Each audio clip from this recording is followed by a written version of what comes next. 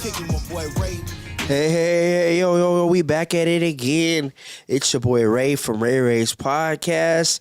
We also have, who we got in here with us? Hey, man, it's Law, man. LAW Nation, man. Let's go. Here we go. You know, Yes, indeed. he's the #1 cowboy content creator on this planet. So, you know, me and him, we done teamed back up. Come on with it. We're going to start giving y'all some Cowboys content, on a regular basis together. He's doing his thing. I do my thing, but together. Hey, man, it's a combination, man. As the words of R. Kelly say, the best of both worlds. Before all of those. Before, I'm about to say, hold on, we gotta clarify that. Jay-Z, hey, that album that song go hard, though. The best of worlds. Shoot, that song go hard. It did. It did go back in the day. On a musical level, that man he's on another level. But everything else, we're not gonna. Yeah. That is not a here we go. Somebody right now is about to play that song. Like, man, Law was on to something, man. Law and Ray, man, the best of both worlds, man. Come on with it. Hey, well, thank y'all for rocking with us, man. It's gonna be a great episode. We're gonna catch everything up that's going on with the Cowboys. Since the last time we talked the Cowboys. Yeah. We gotta thank you. Make sure you like and subscribe all of our pages. Smash that. Follow us, share us. We greatly appreciate you. Pretty soon we're gonna be able to announce some draft things we got going on for the draft. We're gonna be doing a broadcast and we're gonna be doing a party. But y'all stay tuned for that announcement. We're gonna officially announce that. So be on the lookout for that. Right. For those of y'all who never seen Ray's podcast or see us do a show together, I always got to start off with those positive words. Are you cool with that, Law? You cool with yeah, man. Positive words? Hey, let's go. Let's go. Okay. So if you're out there listening or watching to this, just in case nobody told you today, we just want you to know that you're beautiful, you're loved, you're needed, you're alive for a reason. Hey, you're stronger than you think. Whatever it is you're going through right now, you're going to get through this. See, here on the show we're glad that you're alive and don't give up. So when you keep them positive words in your mind at all times when negative things come about, I promise it'll help you get through those situations easier than you normally could, right? Speaking of negative, a lot of sometimes negative things like to surround these Cowboys that we love so much. I think I said it on the episode. We have the words of Cat Williams. We have a natural allegiance to these Cowboys. But hey, Cowboys raised. I'm a die Cowboys fan. But let's catch the people up. Since the last time, y'all might have seen us together. We had shout out to Boss Cowboy. We had Taryn Parsons. We talked about, some of the things we had going on before from the viral clip we had with Jesse Holly on Ray's podcast. Right. Stirred up the internet a little bit. I don't know, possibly. It ruffled some feathers. It ruffled some feathers. But the good thing about everything, Ray, is that now we got a defensive coordinator that we do know. Yeah. At first, it was just speculations on who will it be. Will it be one of the Ryans brothers? I forgot it was Rex. Rex, yeah. Yeah, Rex Ryan. Would it be us trying to figure out somebody from within? But now we know for sure it's Mike Zim. And I think Mike Zimmer is going to bring in accountability. I look at him as a Territorian, a disciplinarian.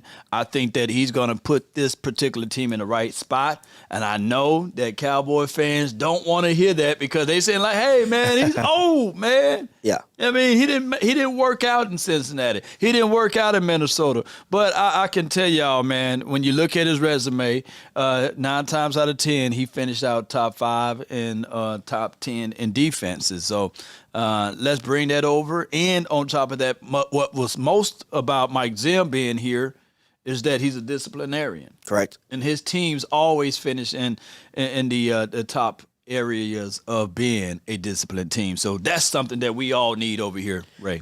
And, it's a word that's trending right now for this Cowboys called culture. Oh, yeah. It's going to be a little bit of a culture shift.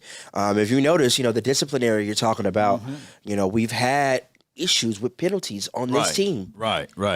All across, not just on the defense, not just on all across this team, we've had issues with penalties.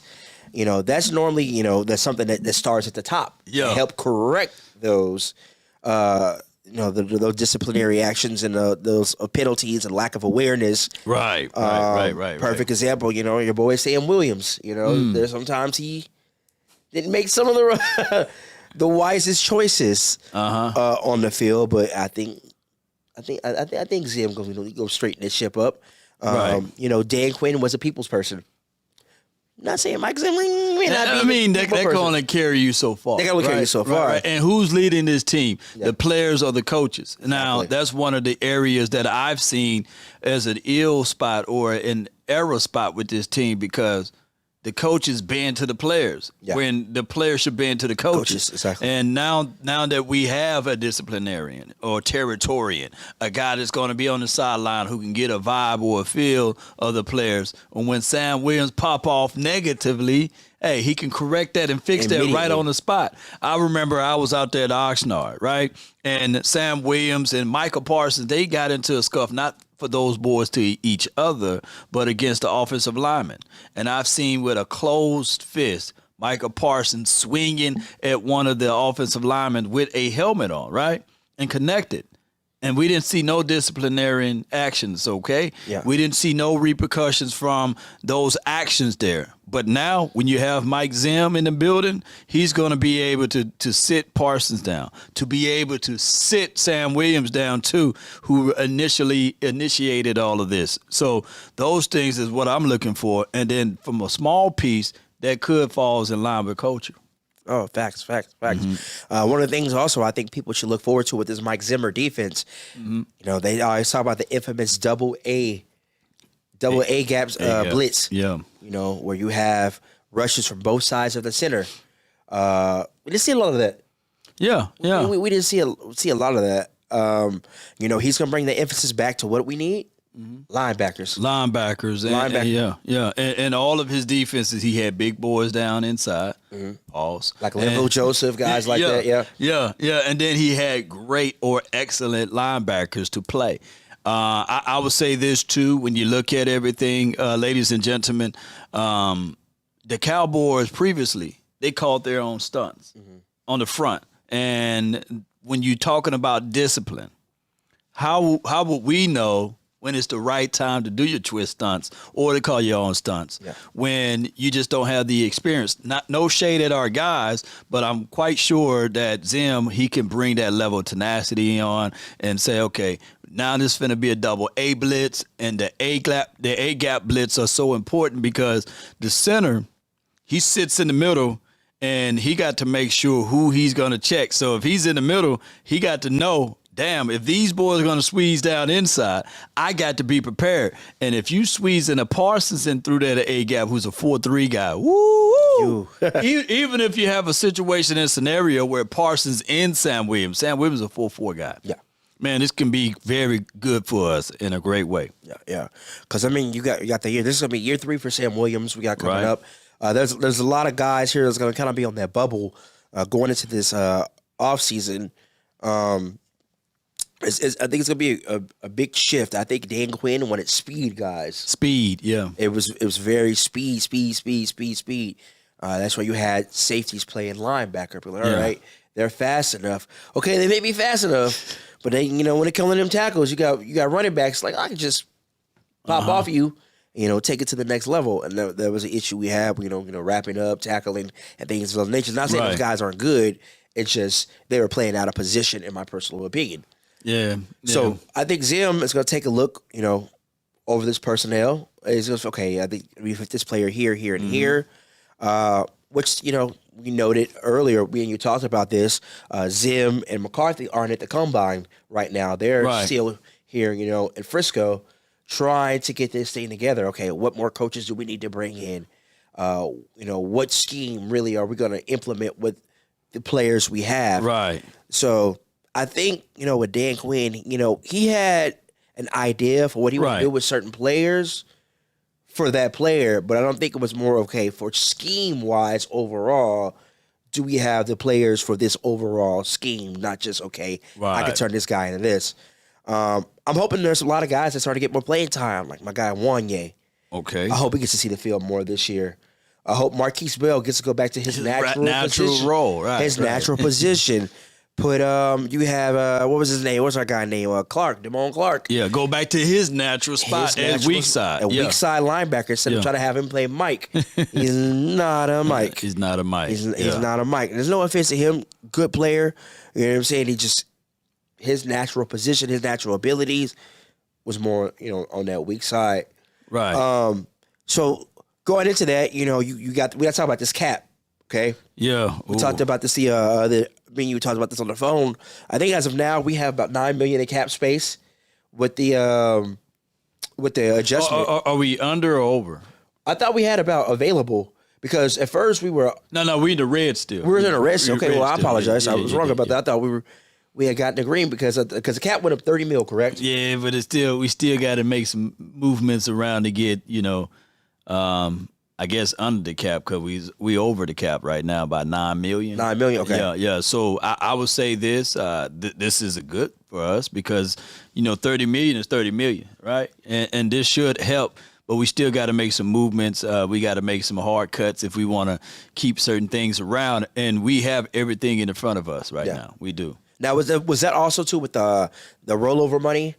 Because we had excess money, that you could roll over to the next season. Was that including their rollover money? Hey, for accuracy, let me go to overthecap.com right now. Let's be accurate. We're going to talk about it. We're going to be accurate about it. Yeah. Yes, indeed. So let me go to over. I can't type today for some reason. That's all right. Yeah. All right. Boom. The cap. And make sure, you check out all of our sponsors, too, while he's looking at Over the Cap. Who these people need to shout out? Law? Rogue Shop. Shout out to people at Rogue Shop out there. Yeah. Here we go right here. All right. Yeah, here we go. Okay, what we got here?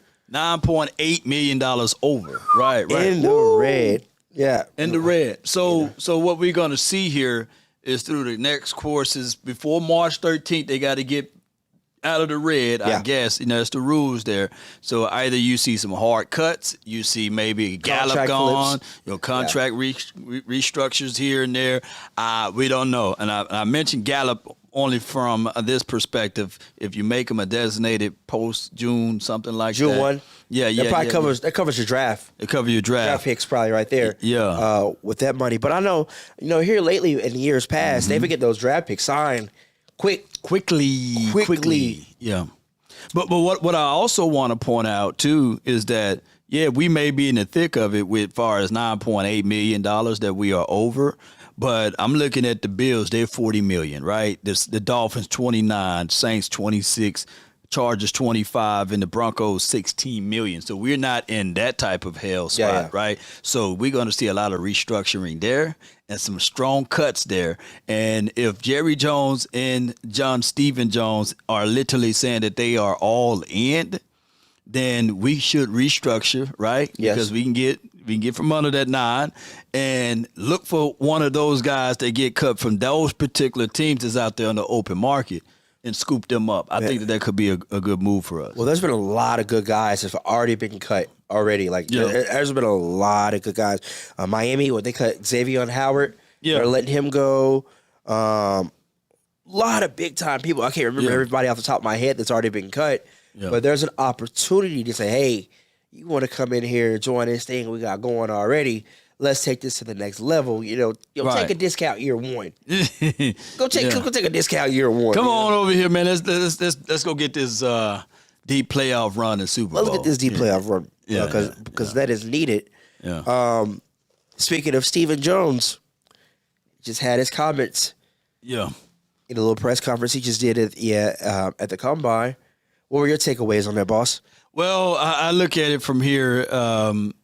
He talked about the cap. Yeah. And he continuously talk about the cap. So I think that, he's not going to change his ways. He's always going to be cap guy. He did say that he's not going to speak on Dak Prescott extension, but that is the number one thing that you got to speak on. Yes, absolutely. He lamented the fact that he got to get CeeDee Lamb money going. And Michael Parsons. But Parsons can wait because he still got this year to play out. I think that the Cowboys the number one goal is to get all of this money will be to extend Dak Prescott. Not for no 2 or 3 year deal, but they're going to have to go for a longer route. And I doubt it if they're going to do that. They're going to play everything close and tight to their vest. And unfortunately, he may not get extended. But we'll find out, man. Well, we're going to find out. That is March 13th. To be continued on that one. Do you think you can see this as this is a year? Because, Jerry has been letting Stephen Jones and Will McClay kind of, run the helms. Right. Do you think this is a scenario where Jerry's like, you know what? I'm pulling big dog rank. We're going to do what I say do and pull this thing off and go all in, as we say. Man, that would be remarkable. I just don't think Jerry Jones have the energy like he had in the past to wrestle and tussle against Stephen Jones. And I think Stephen Jones got more control, although Jerry, he can make that movement happen, just like when D-Law pressured Stephen Jones and said, hey, put your daddy on the phone.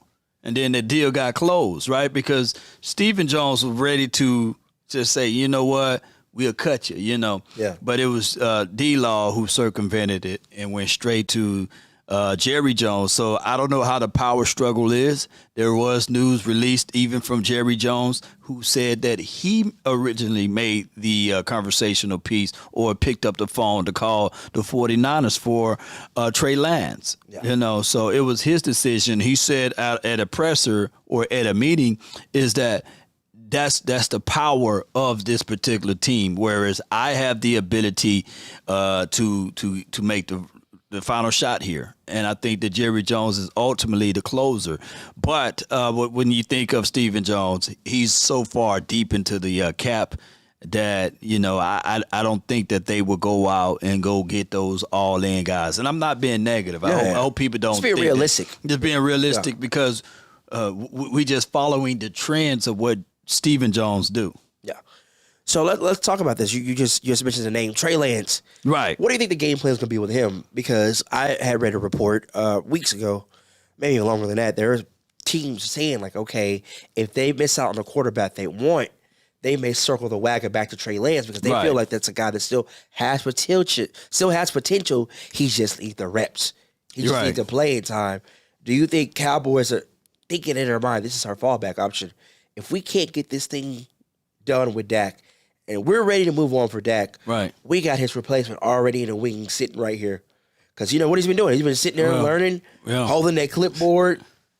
I mean, everything about him, man. He's an athletic quarterback who's 6'4", got good size and height, and got a strong arm. He probably have the strongest arm in the NFC East. He's that dude. But far as I guess what we can say is experiences, he don't have a lot of that. Doesn't have a lot of that. Even dating back to college, he don't have a lot of college experience. So he was drafted based off of straight potentials. Yeah. So now that you have him already in a contract year, believe it or not, it's one of those shadowy places because Dak Prescott, you can't cut Dak because you're going to eat $60 million. You can't restructure because he's already entering into his votable years or his final years of his contract. So now you are at a state of whereas the best thing that you can do is, and I think what the Cowboys were hoping on, I'm only speaking this objectively, that they were hoping to see Trey Lance if in the event of something that happened similar to Dak Prescott in 2022, where he break a thumb, then you insert a Trey Lance and see if he can catch fire, and then you can use the Trey Lance as a leverage piece. But Dak Prescott, since week 6 of last year, he was on fire, right? Yeah. He entered into the rooms of MVP Dak. So those are the issues there. Also, from a contractual situation from our cap area in the quarterback room, I think we pay the highest in the National Football League. Dak Prescott cap hit is going to be 59 point something. Trey Lance, of course, we already know that he's in a contract year, but he's getting $5 million, right? Mm-hmm. And then Cooper Rush, he's getting $2.8 million, somewhere around there. So that is a high cap room for the quarterback room. So you got 3 quarterbacks that getting premium money. Well, I know when you thinking about premium, you said $2 million is not a lot, but for a third string quarterback, it is. Yeah, that's decent. And then I think that, you correct me if I'm wrong, I think that the 49ers still are responsible for the $5 million. Okay. For Trey Lance, but this is a contract year, and I'm quite sure he won't be asking for peanuts.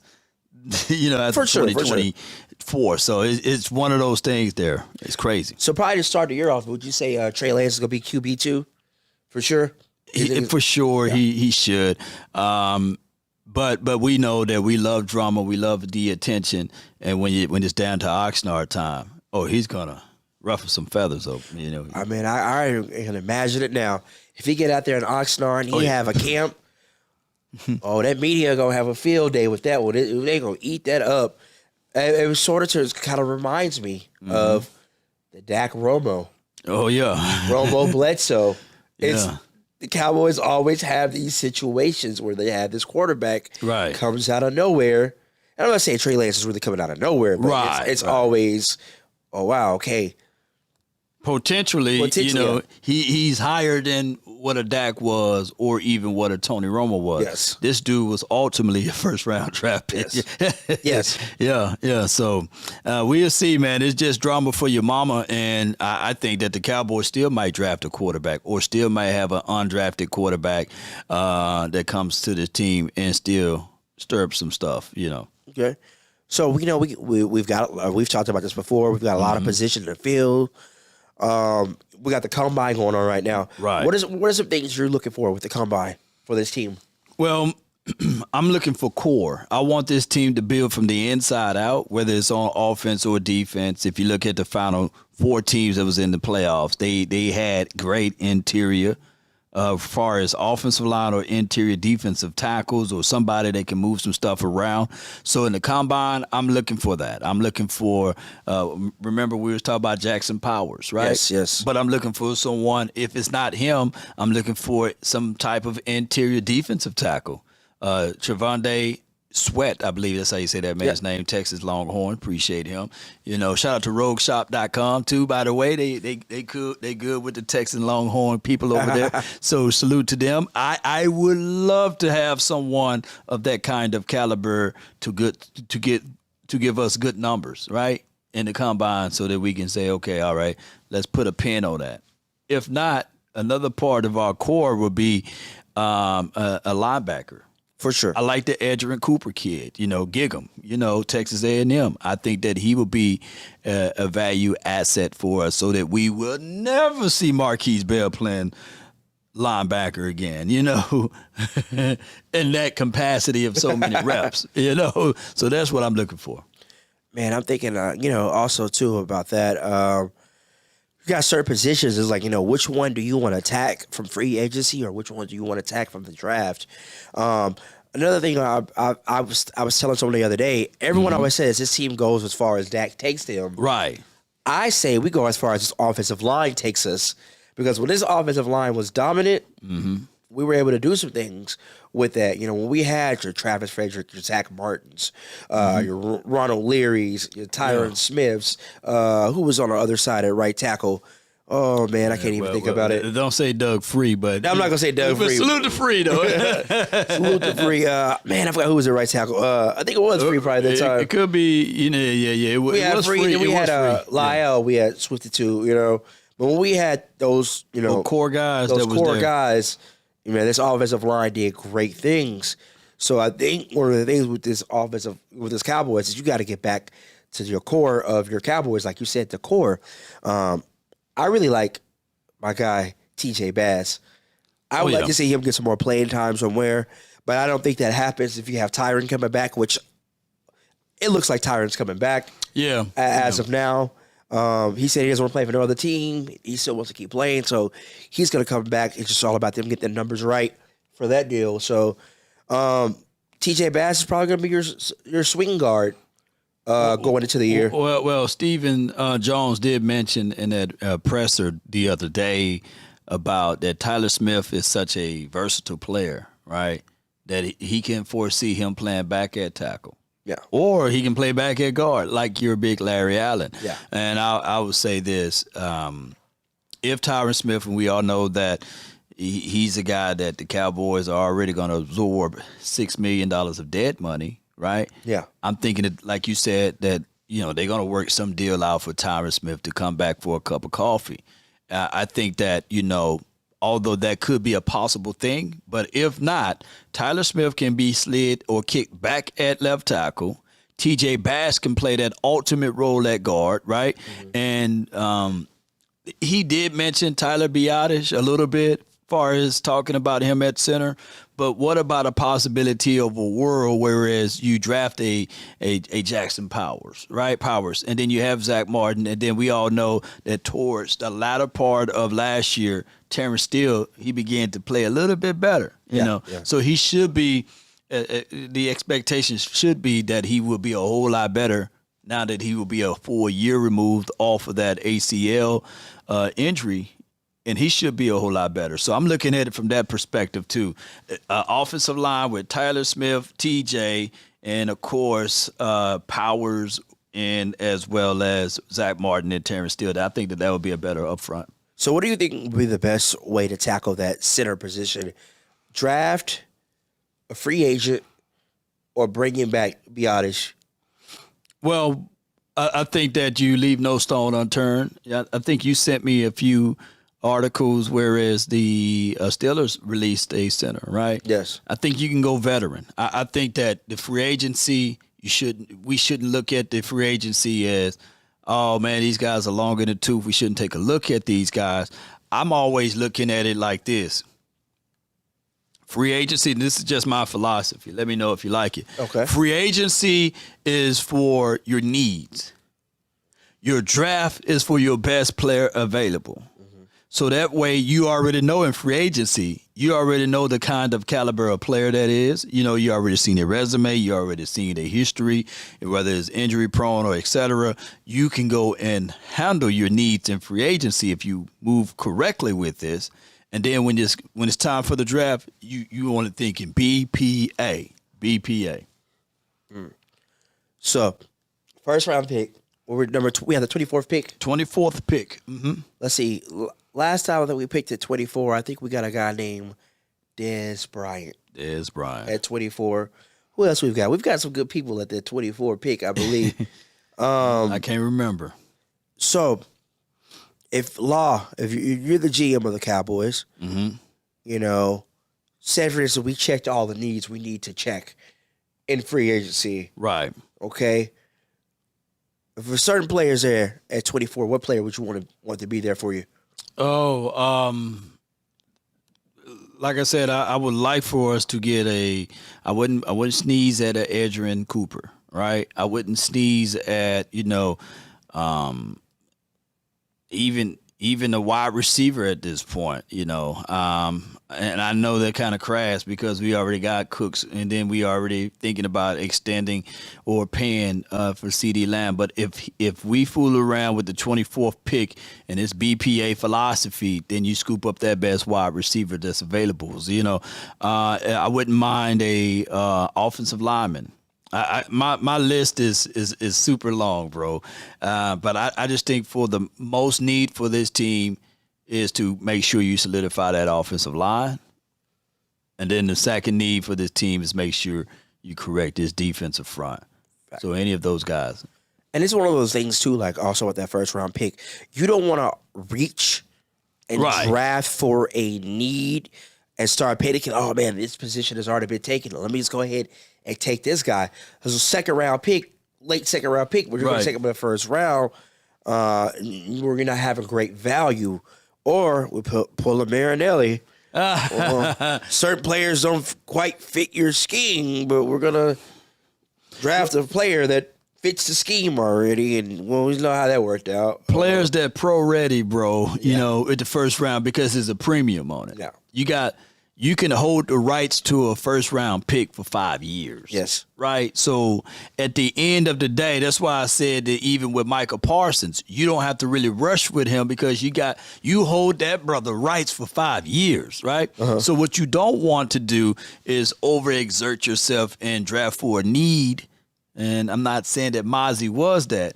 But God, dog, you really don't need 5 years. You know what I'm saying? Yeah. So what I'm looking at it is I want to go get that dynamic player that can, make some things happen for me. If not, then I'm not afraid if tags are touching. Only if tags are touching, right? Uh-huh. And if I know my value is really in the second round where I can get multiple guys, I don't mind moonwalking back just a little bit.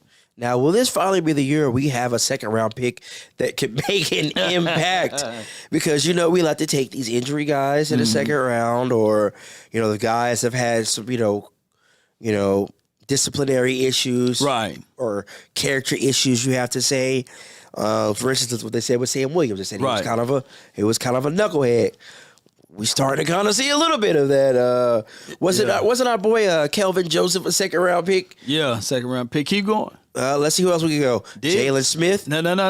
Trayvon Diggs to a degree. To a degree, because people said that he didn't have a lot of experience. Yes. As playing DB, he was more of a wide receiver guy, and he turned out right for us. So what I'm looking at with the trends of the second round pick, that's our risk factor pick. Yeah. The Jalen Smiths of the world, the Sean Lees, the Bruce Carters, you know. I was about to say that, Bruce Carter. Yeah, Randy Gregory. So, from the trend aspect, the Cowboys will forever look at the second round pick and use those boys as, hey, we going to take the risk player, the Tristan Hill, the guy that hell, he was benched because he didn't get well, right, or get right with the coaching staff when he was in college, right? So man, I think that, the Jones family, they got a philosophy and principle, and they're going to always take that risk in the second round. There's no way around it. I guess we're going to have to start looking at some of these risk players. And these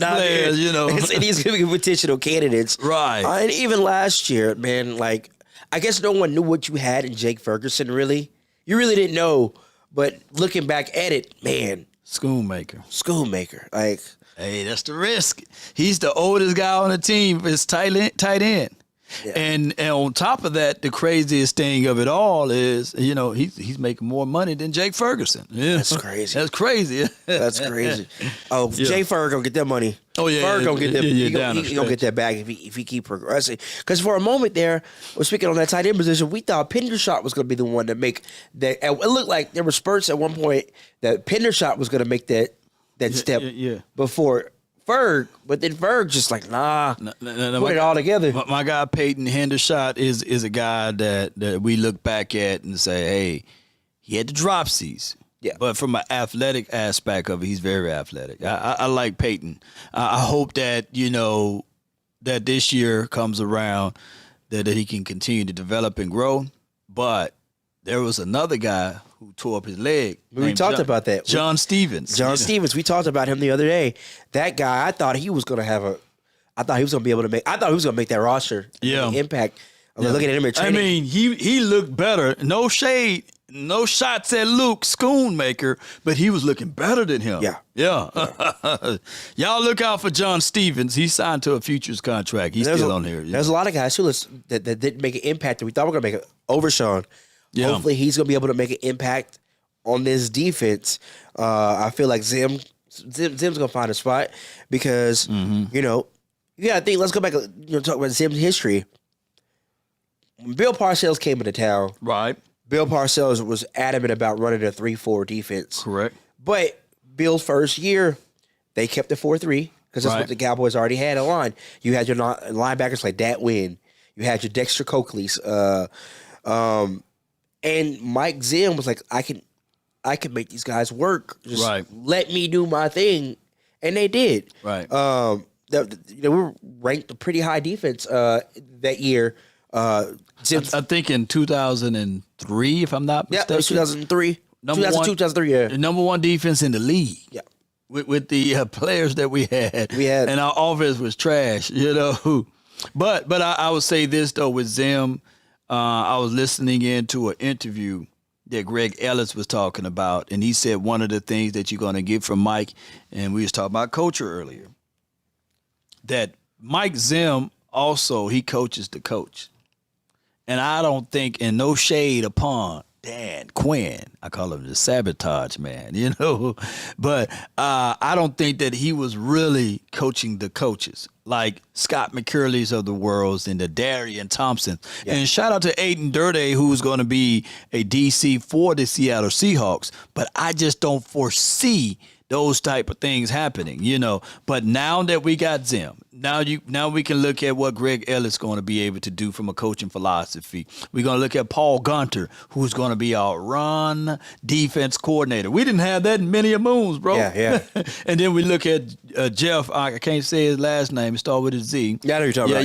Yeah. Big burly Cock guy, Diesel. man. Cock Diesel around this mug, man. Who played 19 years in the National Football League as a defensive line guy. So I think that some of that coaching pedigree is going to rub off on some of these players, and holding these guys accountable is about to happen. And I know right now it's not tangible, right? We just talking about it, but I'm quite sure if I had a situation whereas would you rather have, you're going to say, man, give me these coaches opposed to last year coaches. Yeah. Man, I was thinking about something too from like years past. I remember when Greg Ellis, when they made the switch to 3-4, right? Greg Ellis fought being an outside linebacker. Mm-hmm. Then after he did it, he's like, dang, I wish I would have did this a long time ago. So I think you also could have that experience from Greg Ellis. He could talk to these guys about, hey, these guys is playing on the line. Also, taking your hand off the ground and rushing from a standpoint position. I think he'll be able to help in that aspect as well too. I really, like I said, I said he was kind of a. Yeah, let me throw this in too.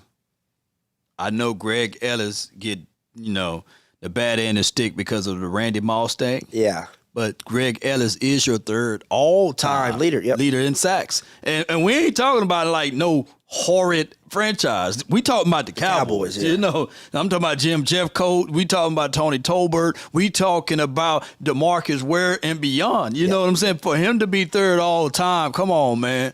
And salute to my guy Jim Jeffcoat too, by the way. But keep going. But I'm glad Greg Ellis is here. Hopefully, I called this guy kind of a knucklehead earlier, but Sam Williams. I'm hoping Greg Ellis and Zim could come in and get that potential out of Sam Williams because you got DeMarcus Lawrence getting up there in age. You can't play forever. You can't play forever. You have an unsurety about that other side of defensive end. Right. Lawrence Armstrong's a free agent. Who is going to be your starting opposite of DeMarcus Lawrence on that defensive line? So there's a lot of questions. And also, a question is too, every time we get these defensive coordinators to come in, they bring in some of their guys. Yeah, true. I'm wondering who are some of the guys that Zim wants to bring in to help implement, help me implement some of the things I want to do. Let's look at some free agents out there. Man. And also another thing too, I forgot to mention this with Zim, he also puts a premium on safety position. He do. He elevates that safety position. In the last couple of years, the Cowboys safety position has been the best it's been in a very long time. Yeah. Because we went through Jeff Heath, I'm sorry. Yeah. My God. J.J. Wilcox, man. It was a struggle out there. Yeah. It's been a struggle for a long stay. But I'm going to say this, even with the safety aspect of it, you said free agency out there.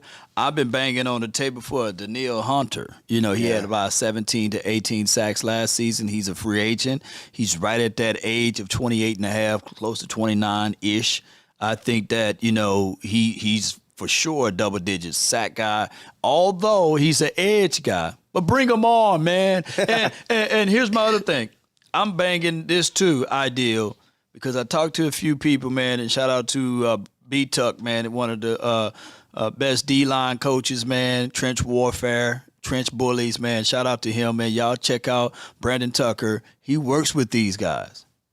And I'm going to say this while we on this particular platform right now. I can see Sam Williams being a double-digit sack guy. Yeah, I think the potential is there. Mm-hmm. I just don't know what happened. But there's times I'm like, why is he not in the game? I remember what game it was. He immediately came in. I was like, man, I think Sam Williams is about to make a play. I said it to myself. And sure enough, got past. I'm like, why are you not playing this guy more? Yeah. I remember the first time we played the Eagles last year. And Hurts was in the backfield, right?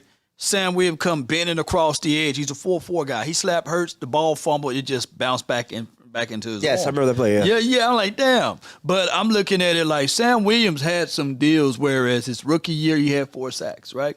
And then his second year, of course, I think he only finished this second season with only 3 or something like that. He had a fall off, but when you look at the total time played, it just wasn't enough.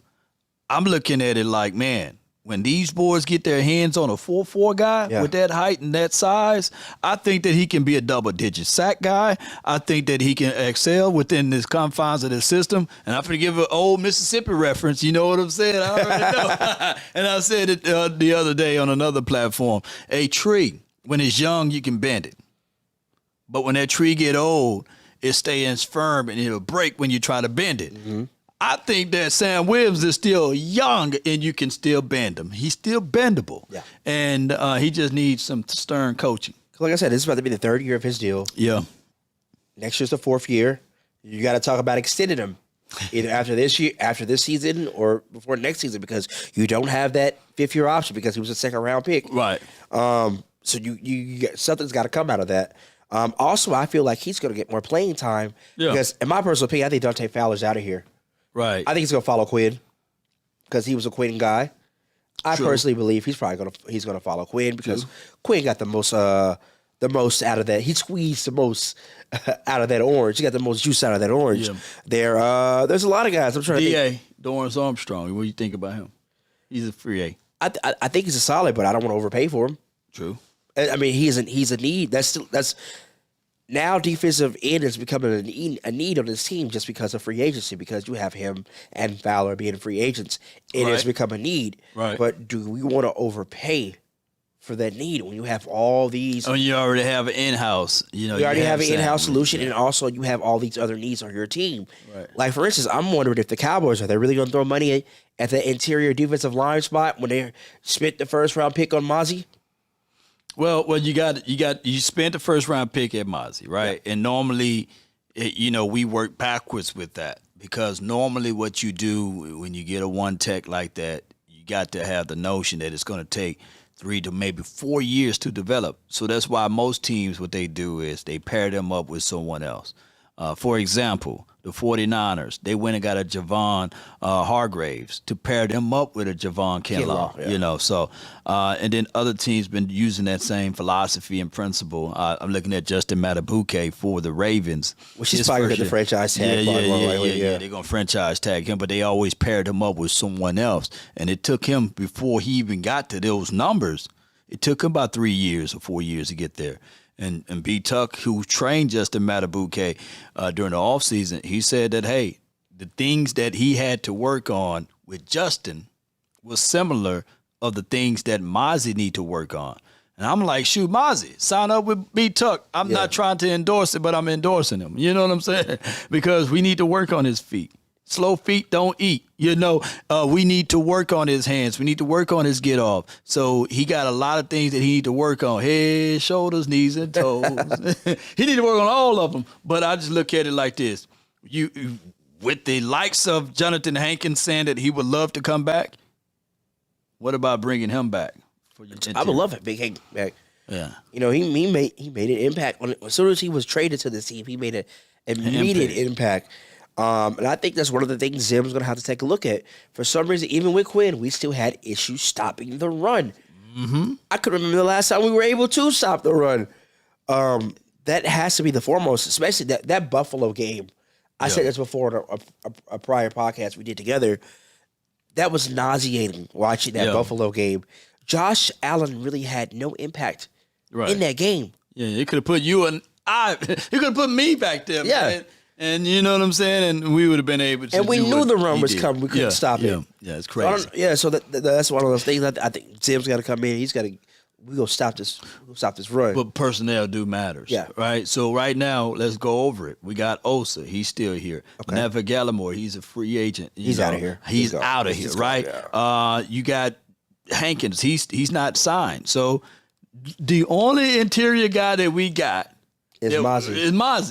And Osa, yeah. And Osa. Yeah. And those two boys, Osa probably be bigger than Mozzie. Because Mozzie lost about 60 pounds, I heard. Yeah. So we need to feed Mozzie. You need to go and eat some food. You know what I'm saying? Right here in the DF Dub. Maybe you can tell him about a few restaurants that he can go to. Gain some weight or something happen because you're from this area. Yeah. And he need to. You need to gain some more weight back, bro. Put it back on me, dog. Put it back on. We need you. We need to clog up the middle. Take on them double teams. We need you, bro. We need you. Yeah. I wouldn't be surprised if you see a Linval Joseph, a guy like that. That's a long tooth, though. Huh? It's a long tooth, but hey, you got to bring your guys in that are familiar with your system. True. I mean, sometimes those guys are not going to be big impact guys. They're just going to come and help in your system because I think with Dan Quinn, he brought KZ. Remember, he brought KZ in to play safety for a cup of coffee. Yeah. Dante Fowler, he brought in. It was one of his guys. Mm-hmm. Who else was one of his guys he brought in? I can't think right now. He brought a lot of a few of his guys. What's the guy that he was safety? Keon O'Neal. Yeah, remember he brought Keon O'Neal. He tried to convert him from safety to linebacker. He tried to start the linebacker then. Yeah. So he's done this. He's brought guys that he's played with, that he's familiar with. That's what most of these coaches do. So hopefully Zim can bring some of those guys in here. He's going to need to, because one of the things that linebackers must have is up front, so they can flow, so they can shoot through gaps, so they can read, react, and then hit something. And if you don't have that up front, then we can talk about more of the same. But I'm not that much worried about Mike Zim, because at the end of the day, at least we're going to see some lashings from those boys who missed these assignments. And that's one of the things, if you look back at the Bills game, and if you look back at the Packers game, everybody on the sideline with just long faces, no motivation, nobody pumping these boys up and say, get out of the funk, and none of these guys holding people accountable. You had Dan Quinn way in the press box. You had Joe Witt Jr. way in the press box. So there was nobody on the sideline outside of our guy, Al Harris. But he wasn't even being boisterous. So everybody's face was longer than Jay Leno's chin. You're sitting on the sideline like this. Oh my gosh. Let's talk about another Mike. The Mike linebacker position, the middle linebacker. Uh-huh. How are we gonna address that? Hey, I know a lot of people don't like. And do you think Vander Esch is gonna hang it up, or do you think he's gonna try to come back? Stephen Jones mentioned that Vander Esch, he's gonna allow him to say it, right? So it's his option whether or not he's going to be here or not. If not, we still have to eat the $4 million in cap and dead money, because he's that much money for this particular season, believe it or not. So I think that Vander Esch, shout out to him, salute to Mama Vander Esch. I know you follow the channel. I think that he's gone. I think that he should be done with this team, and the Cowboys should move on and go get a linebacker. Now, a lot of people don't like the Michigan players, but I heard that they were looking at to Junior Carson, you know what I'm saying? So Carson, I believe that's how you say his name. We might draft a linebacker early. Yeah, I think it has to be. I think it's a premium need on this team, because you don't want a 1 year, 2 year. You want some longevity at that continuity at the position. So I definitely see first round, second round pick. Hey, to be fair, when we drafted Parsons, early linebacker, early impact. When we drafted even Leighton Vander Esch, early linebacker, early impact, but it was just for that 1 year though. Yeah. Hey, but at least we still getting the impact from Parsons. It's just that LVE, I think that neck situation really set him back, and we hope all is well with the brother. Yeah, because we really haven't had like a solid Mike. Just maybe Brady James. I'll give you Rolando McClain. In 2015. Well, that's off the field things, but on the field, he was good. But yeah, Brady James was the last bit of continuity we had at that middle linebacker position. Right. We really haven't had too much. We thought Vander Esch was going to be that, but And Sean Lee, obviously, he couldn't. And then Jalen, man, we had literally that year the best linebackers or one of the best linebacker tandems. Yeah. And then the foot for Jalen Smith and then the neck for LVE. I'm like, God, dog, both of them. Man. So let's dive in. I want to dive in the corner a little bit. You see the Cowboys spending a premium at corner when you have Trayvon Diggs coming back. But, it's probably going to take him a minute to get, acclimated. Mm-hmm. Deron Bland, Defensive of the Year candidate, which he's going to get paid here in the next year or two. If you want to keep him, do you bring back Skip and Gilmore? Yes. I'm all for bringing Gilly back. Yeah. I like Gilly. Yep. If anybody know how to work with old DBs, would be Mike Zim. I remember when Terrence Newman, when he was released from here or went through his end of his contract here, he went to Cincinnati with Zim. I think he went to Cincinnati and Minnesota. Yeah. And we were still playing. We're like, wait a minute, we need that. We need T. New back, So if anybody know how to rejuvenate a DB, would be him, Mike Zim. And then he did the same for Pac-Man Jones. He did the same for even Roy Williams, the linebacker / safety / hitter thumper guy. The horse collar rule. Can just lay T.O. out. But I think that, and that's, believe it or not, Zim calling card. He was the DB coach back in 95, so in 96, 97. So he knows how to develop DBs and put guys in the right spot, even though I'm thinking that Al Harris would still have his hands in the pot with this. Bring back Stephon Gilmore for a cup of coffee. As far as draft assets, you think they're going to draft one early on? Would you draft a corner early on in the draft? Not as early. Like I know we ran some mocks or what have you. You got Kool-Aid, McKinstry. Shout out to my guys, Roll Tide. I think that would be a good situation for us still. If he is the BPA, then you draft Kool-Aid, But if not, I'm looking at free agency. And I know that everybody bang on the table, by Deron Bland. We don't have Jordan Lewis no more, right? He's a free agent, isn't he? So let's keep my guy Diggs on the outside. Mm-hmm. Move Bland back inside. I've been saying that. Yeah. And either go into this free agency. My dream would be a Jalen Johnson. You go put him on this team. Oh my goodness. Cowboy. Come on now. Let's be real. Cowboy. Catboy.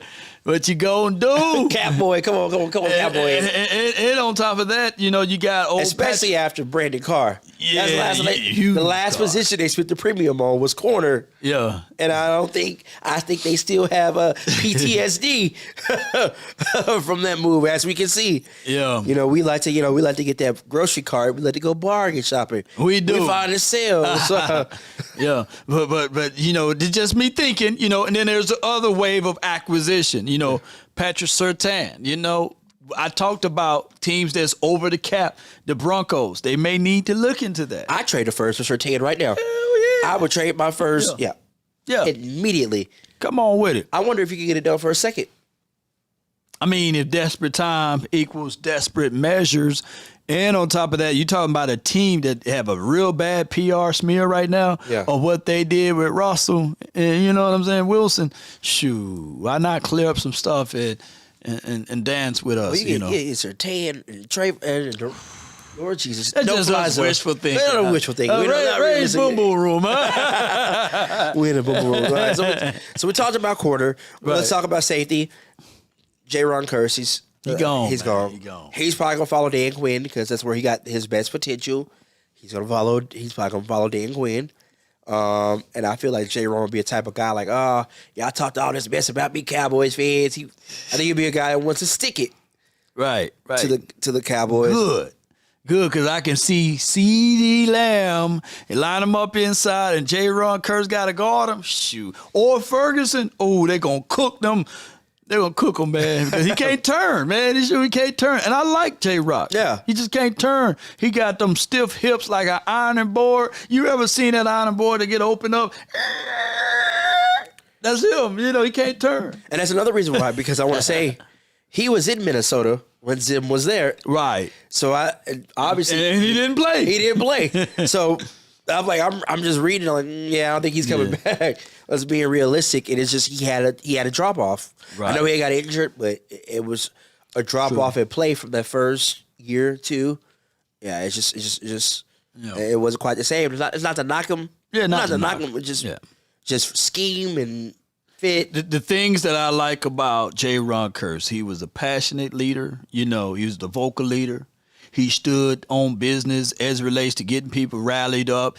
Hey, he was bringing all of that to the table. But we were looking for results, man. We like, hey, where the results at, bro? Yeah. Where is that stuff at? And he just didn't deliver that in the last year and slightly in the last 2 years, you know. Yeah. Unfortunately. So we're gonna do this. We're gonna wrap up here. Okay. Realistic targets you want this team to target in free agency? Realistically speaking, would be you mentioned this since I came to the studios, man. Oh, you know what I'm about to say. Go get that running back, man. We didn't even talk about that. I know you like Saquon Barkley. I've been banging on the table for Saquon. Yeah. Even before like the season, I was like, you know who? I've been telling people like, you know who would be the perfect complement and fit on this team is Saquon. Yeah. I think he still has a youth in him.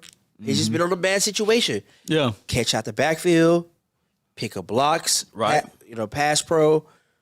He still got that burst. Yeah. He can do it. He was basically doing it all at one point. Right. For the Giants. Now you let him play on a team where you got CeeDee Lamb, you got Ferg in the middle, you got a decent quarterback and that decent offensive line. Because that offensive line was shambles for the Giants. It was horrific. They killed Daniel Jones, which he probably, after this year, he has no more guaranteed money. Daniel Jones. So they're probably going to be moving over him soon. I guarantee that.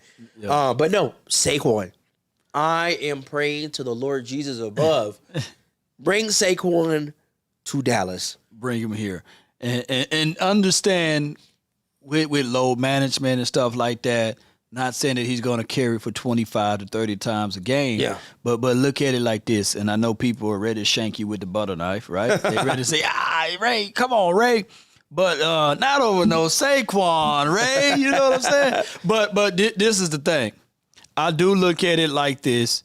You bring in Saquon, meaning that you won't give him no light boxes. No. You won't be sitting there like, man, we're just going to give him a light box and see what he can run and do things like that. No, they're going to try to load the box, disguising with loading, and that's where you open up your quarterback for Dak Prescott to just carve up things because now you have one-on-one, so the outside's no manipulations with the safety because we know he's coming down the field to try to stop the run. On top of that, you double dip. You go and draft a running back in the draft, and you don't have to rush said running back. Or you have some packages with Deuce Vaughn, and he's still on this team. I know that I'm not trying to sell y'all Snoop Connor, right? That's the other guy that they have. But right now, Rico is gone, and TP is gone. Why not just bring in a veteran, whether it be a Saquon Barkley or a Derrick Henry, And the only way I would bring back Tony Pollard is if it's one of those deals whereas you say, okay, all right, we're not going to miss this $4 million or $5 million at the max. You know who I would love for them to get more involved in this offense? I know he got a lot of slack towards the back end of the year. Hunter Lipke. I like Hunter Lipke. 40 ounce. That's what I call him. Yeah. Get him more involved, whether it's, flats, throw it to him out in the flat. Right. Let him bang it up for about 3-4 yards, goal line. Let him. Remember a guy we had named Moose? Moose. Yeah. That is a more advanced Moose. They can catch. Do you remember that play in the preseason? It's like one of the last preseason games where Hunter Lipke, he was just like, oh my God. He was just, and that's what got him on the team. Yeah. Put him in position. You got a guy that he has a nice skill set. Put him in position and use that skill set. He is a poor man's Kyle Juszczyk, and I think that he can catch out of the backfield running between the splits. I think that he can be dynamic. I know a lot of people still hold that Miami game to him. Yeah. And just think about it. what week we played Miami game. It was way in the latter part of the year. Yeah. You know what I'm saying? So why not let this man go through some more of knowledge and wisdom and understanding of the game by giving him more reps early in the season? So when they get into the latter parts, you won't have to rush him out there and he makes a mistake. Yeah. Because I think the only guaranteed contract right now on this team for running back is Deuce. Because Rico's a restricted free agent. Right. TP is a free agent, so you gotta do something. Deuce and the Snoop Connor, and we ain't talking about dog, you know. so I would say this too, just to talk about Mike McCarthy on the back end. I've said this before, and I'm gonna say it again. When Eric Bieniemy was out there on the streets, I always thought that the Cowboys should at least reach out to him so that he can be an assistant. Not saying that he can call the plays, but whatever role that he was doing there in Chiefs land, let him do that, because Mike McCarthy became stale in those bigger games, right? With play design, with running concept and scheme. And I get it. In Washington, they didn't run the ball a lot because they were behind a lot, right? Yeah. But I was looking at it to bring Eric Bieniemy in to help out and to alleviate some of the pressure. They decided not to. I think Eric Bieniemy going to some college team to be an offensive coordinator / assistant there. But we did bring in a guy by the name of Steve Shimko. I think that Steve Shimko can do the same thing that I said that the Cowboys need to do with Mike McCarthy. That's game plan. That's installing. That's also letting Mike McCarthy know, hey, in the third quarter, we know he kind of looked kind of like lackadaisy. Yeah. Like Like he needed a Snicker or something, you know what I'm saying? Because he was such a stale guy going into the third quarter. Now you have somebody that can give you some plays and some designs, because in Boston College, they averaged, when he was assisting with the offense and doing offensive coordinating stuff, 380 yards a game, bro. Hell yeah. So I'm looking at it from that perspective. I'm not saying that this should be Kool-Aid that everybody drink, but this will at least help Mike McCarthy in these bigger games to game plan, to get CeeDee Lamb busy. You remember Zay Flowers? Yes, I remember Zay. Yeah. Not a lot of wide receivers come out of Boston College. No. But when Steve Shimko was there, he was able to move Zay Flowers all around the field and do creative plays to help him. You know, so I'm looking at it the same way with CeeDee Lamb or with Jalen Tolbert or with Kavontae Turpin. I'm looking at nuances of ways to help this short passing game out in, as well as the run game. That's what I'm looking for, bro. Now, we don't talk about, we just touched on our offense real quick. Let's go back to this defense real quick. Because they were saying in a report that Zim and Mike McCarthy stayed back here in Frisco because they're still trying to figure out if they're going to add more coaches. What more coaches can they add to this defense that's going to help make a difference? Right. What, like different positions, like different special roles, or consultants? What do you think would be a good fit here? Now that I don't know, far as who's out there that's open and available. I've been banging on the table for Ken Norton Jr., but he's gone to Washington. Right. So I would say this. Let's figure out a way to get Scott McCurley up out of here. Yeah, that's about to be my next question. Like, we know our guy, Boss Cowboy. He is not a big fan. Shout out, Boss. He is not a fan of Scott McCurley, because that's what I thought was going to be the first position they were. Coaching position they were address. Why don't they bring in a Sean Lee, someone who's familiar? That would be nice. Just to be like, to help coach some of these linebackers up. Like, hey, I play for this team, And we saw when he was on the field what he did. He was a great linebacker.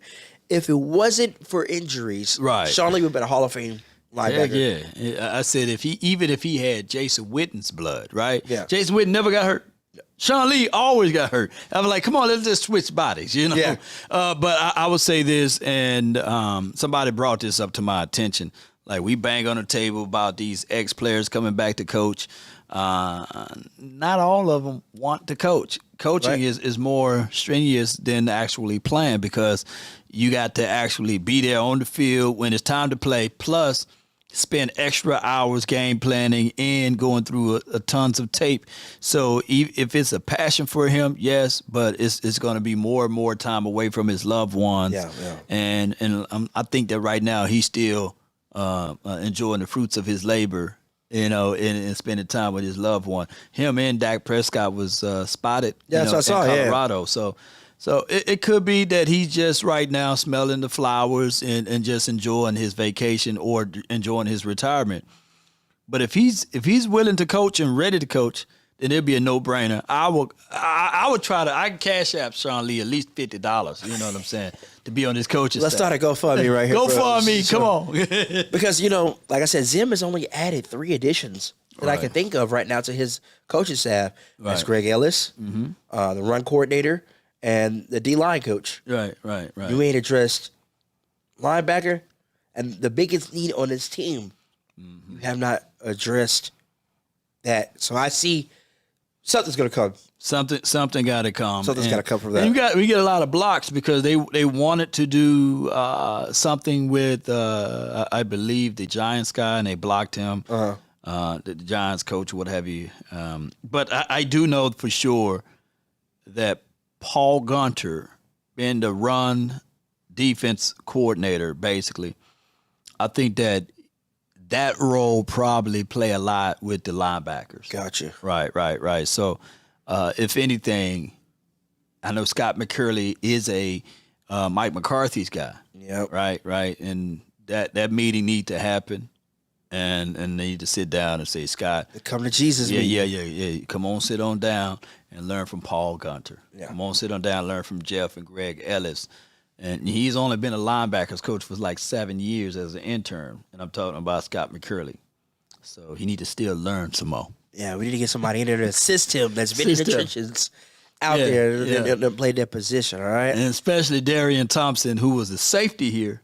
He had no business being in that linebacker room, bro. And hey, man, we like you, dog. Shout out to Boise State and everything, and what you did. But come on, man. Come on, man. Man, yeah. So, all right. So we got what's coming up. We got the rest of the combine. So we finish it up by the end of this week. So next time we get with y'all, we better talk about that.